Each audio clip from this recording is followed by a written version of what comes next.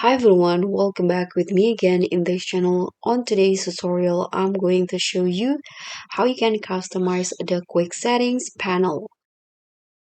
So if you want to personalize your quick settings panel in Windows 11 for faster access to your favorite features, in this tutorial I'll show you how you can add, remove, and rearrange quick settings for a smoother workflow.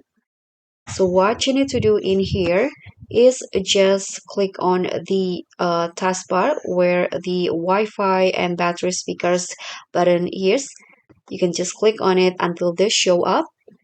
And after that, you can just right click on the blank area and then click on Edit Quick Settings. And as you guys can see, there will be this button option. So you can choose to unpin or pin something.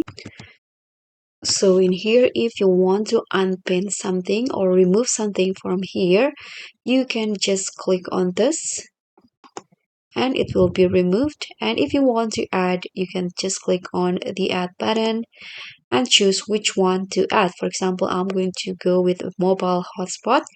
Click on the items that you want to add and that's it. You can just tap on done when you are done customizing it. So that's pretty much all. Thank you so much for watching. Don't forget to like, comment, and subscribe. Also click on the thanks.